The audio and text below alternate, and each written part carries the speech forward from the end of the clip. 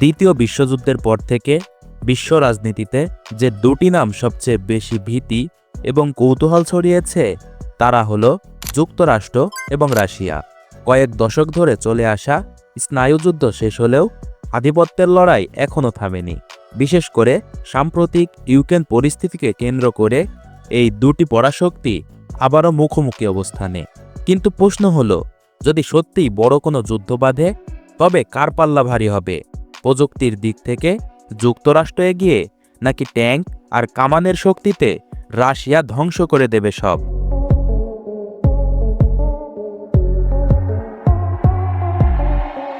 আজকের এই ভিডিওতে আমরা কোনো আবেগ নয়, তথ্য, পরিসংখ্যান আর বাস্তবতার আলোকে বিশ্লেষণ করব বর্তমান ভূরাজনৈতিক প্রেক্ষাপটে যুক্তরাষ্ট্র বনাম রাশিয়া কে কতটা শক্তিশালী আর কেন। ভিডিওটি শেষ পর্যন্ত দেখুন, কারণ শেষে কি আপনার ধারণাই হয়তো বদলে যেতে পারে।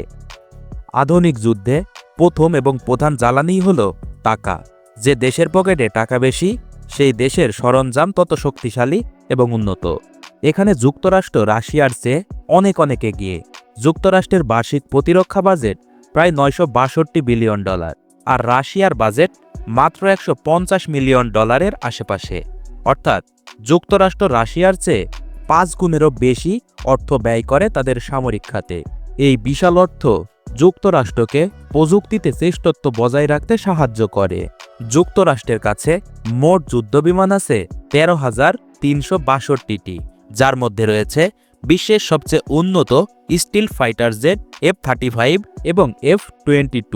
অন্যদিকে রাশিয়ার কাছে যুদ্ধবিমান আছে 4,173টি।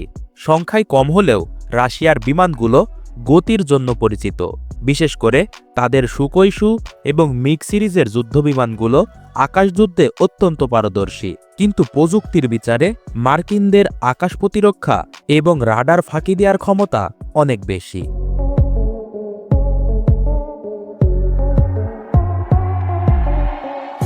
যুক্তরাষ্ট্রের সামরিক শক্তির আসল পরিচয় পাওয়া যায় সমুদ্রের বুকে।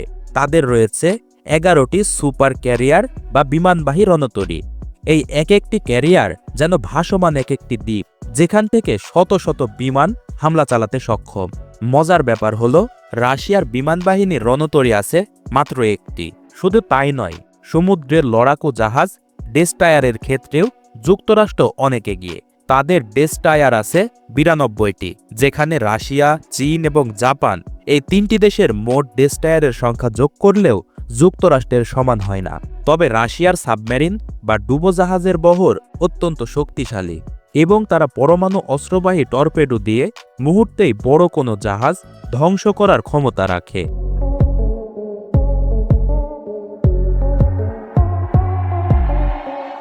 আকাশ ও সমুদ্রপথে যুক্তরাষ্ট্র রাজত্ব করলেও স্থলে লড়াইয়ে কিন্তু রাশিয়া এক দানবীয় শক্তি।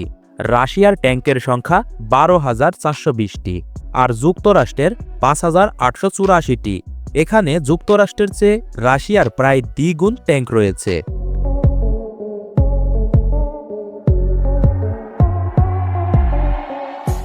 রাশিয়ার কামান বা আর্টিলারির সংখ্যাও পাহাড় সমান।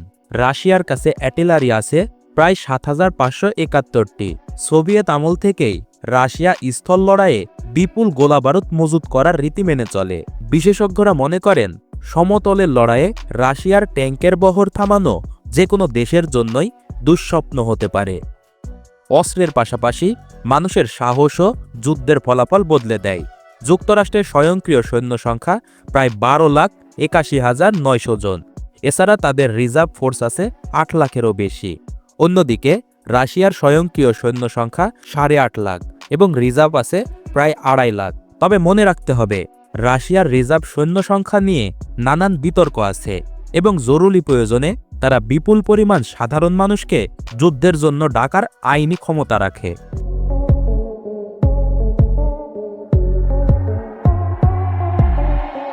এবার আসা যাক মূল ভয়ের জায়গায়, পারমাণবিক অস্ত্র। পরিসংখ্যান বলছে রাশিয়ার কাছে বিশ্বের সবচেয়ে বেশি পারমাণবিক বোমা রয়েছে। প্রায় 6,255টি পারমাণবিক অস্ত্র নিয়ে রাশিয়া শীর্ষে, যেখানে যুক্তরাষ্ট্রের কাছে আছে প্রায় 5,554টি।